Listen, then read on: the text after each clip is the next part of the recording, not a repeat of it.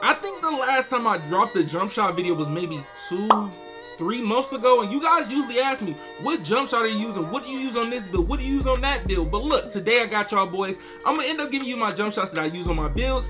Also, I will be giving you some of the best bases in the game with some of the best releases in the game. But as of the last 28 days, 85% of you guys are not subscribed to the channel. So make sure you guys subscribe to the channel, put on those post notifications, click the bell, put it off, you don't miss videos like this. But look, as a lot of you guys ask me, what jump shot do you use on your playmaking shot critter, your deep range shot critter, your offensive threat? When I'm usually on those type of builds that can shoot actually decently or actually have a great 3-point rating, I'm going to end up using my go-to jump shot, and this is the jump shot I had since literally season 1 of NBA 2K22. But in the beginning of the game, I was one of the first few people to use base 3 on the actual jump shot, and it was actually a good thing that I did that. So as me having base 3 on this jump shot, my second release, a lot of people was messing with Paul George in 2K21, so I decided to throw the little Paul George on this jump shot. So I've been having base 3, Paul George, and as the second release, it's a go-to release that you guys all used before.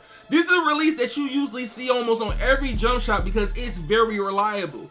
As of the second release being Rudy Gay, hey, we're having Rudy Gay on the jump shot. I'm telling you, I don't know what it is about Rudy Gay release. It's just actually like, it's green, it's chicken, and it's actually easy to time. But even though I'm using these releases, as me having Paul George as my first release, plus with base 3, this jump shot is fast. So if you're someone that doesn't want a fast jump shot like that, I would want you to switch the Paul George out for something else. You could put Rudy Gay and something else as the secondary, but I usually do this jump shot on max speed, 60-40, especially for my play shots. I usually go 60-40, or I end up going 70-30, or sometimes 65-35.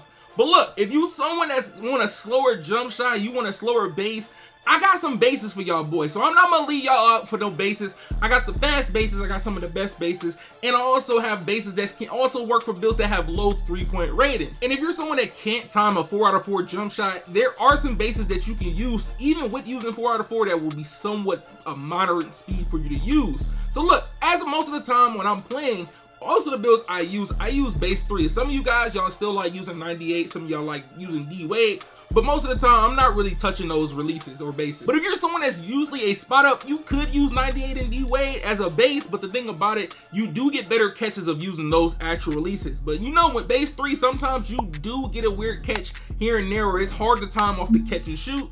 A lot of people would say when you end up doing catch and shoots with base 3, it gets weird. If you don't got that glue hands on, it's going to be very hard to take that shot down. But as of base 3, we have jump shot 25. Jump shot 25, this is an actual good jump shot to use, especially if you're a spot up, if you're in the corner, if you got a low 3-pointer as well. If you got something like a 50 3-pointer, a 55, a 60, this base right here you can green with. I literally have inside centers that can sit corner and green for me.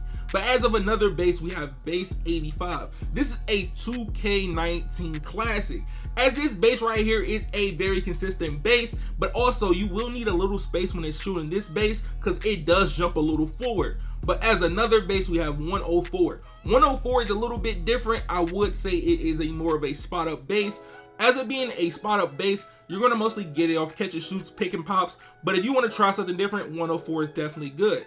As of set shot 25, a lot of people don't understand. With set shot 25, there's no real wind up. That's why it looks faster than base 3.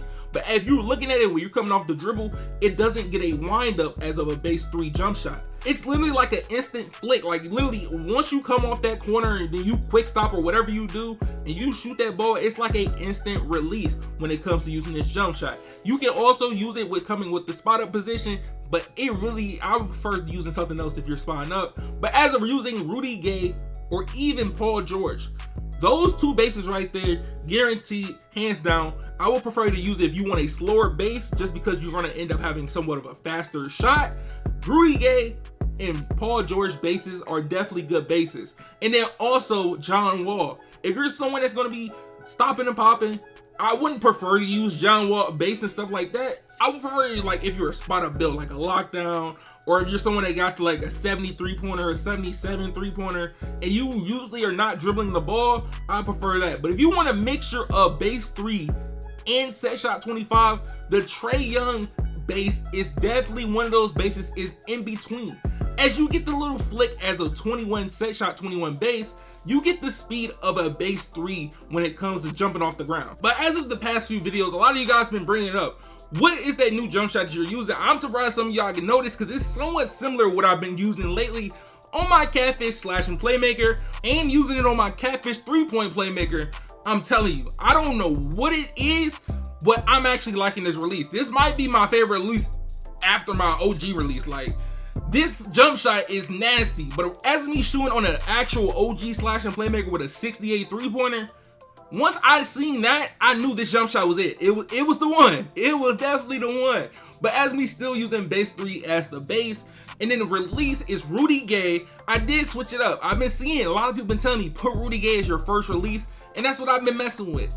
Base 3, Rudy Gay, Damian Lillard. Yes, Damian Lillard second release. I don't know what it is, but putting this combination for this release, I'm telling you, this might be, that might be the one. It might be the one, but with me using this 60-40 or also using 65-35, I think in between is based on how tall your player is or also based on your wingspan on the build and your 3-point rating. That's where you're gonna have to actually figure out what you're gonna mess around with the blending. But as me playing on this Slash and Playmaker build right here with a 68 3-pointer, I'm literally greening up like it's nothing.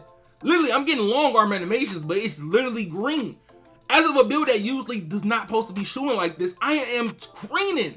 But when I'm actually on my Office Initiator build or my Slasher build, a lot of you guys also ask me, what was the jump shot that you're using for your Mellow Ball build? What was the jump shot that you're using in your Devin Booker build? When I'm on these type of builds, I'm on a jump shot that's very similar to the jump shot I just told you.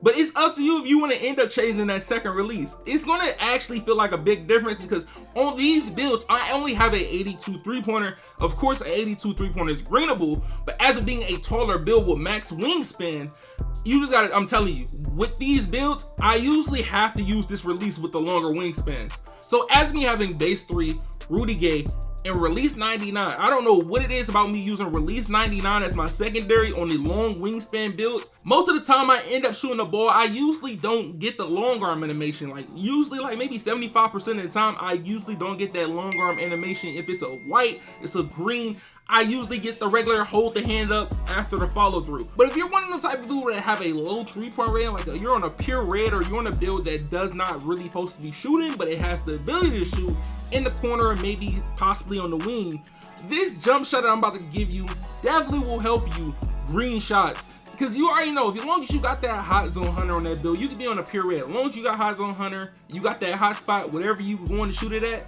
and you got this jump shot, regular jump shot 25, not set shot 25, jump shot 25, Rudy Gay, you're gonna green that shot. I've seen inside centers pop to the corner just with having this jump shot on and green very consistently as of me playing with them or even isoing with them sitting in the corner green shots. But look, as I'm talking about jump shots, let's get more into depth when it comes to badges. A lot of you guys ask me, what badges do I use? First of all, as you see, all these badges are on bronze. And there's a reason why I put all these badges on bronze. Just for purposes with just showing you guys, these are all the badges on NBA 2K22 that actually work on current gen. As of playing current gen, these are actually all the ones that do what they're supposed to do and actually activate and actually work and give you the boost. But as you seeing it now, as every badge that you see silver, you will get the biggest boost and it actually works the most as having the highest badge tier. So you can get the badge on Hall of Fame, you put it on Hall of Fame, you might get the biggest amount of boost that you can get on this badge. But if you're someone that see it on bronze, it's on bronze for a reason. You don't have to have it too high. If you got Hall of Fame shooting, you got this badge like corner specialist, you can put corner specialist on silver and you will be good. But as of the badges that I usually use, as a lot of you guys have asked me, what badges do you use on your play shot? When on my badges, I do have a go-to setup that I use. I usually use my blinders on Hall of Fame, my hot zone hunter, my sniper. And if you don't want to use sniper, you can take that off. But if you're someone that has a taller build, like actually like a taller build over 6'3", mismatch expert, I do prefer you to take that off. If you're over 6'3", it's no point in you having mismatch expert on. At that point, every person that you're guarding, even if they're shorter than you, you're not going to get a mismatch unless the center actually switches on to you. But as of the badges, you will see on my slash and playmaker that can shoot, I use the same thing. But the one thing, like I told you, if you're over 6'3", I would prefer you to take this off. If you're someone that's 6'4", 6'5", and even though you got badge count of like 22 or even 15, there's no purpose of you having mismatched expert on because you're wasting badge points. I would rather you put it on lucky 7s or something like that, or even chef if you want to, or even put it on something that you're going to actually use it for. But since you made it this far into the video and this video is going to help you, maybe this video about the best dunk packages in NBA 2K22 will help you with the best finishing badges.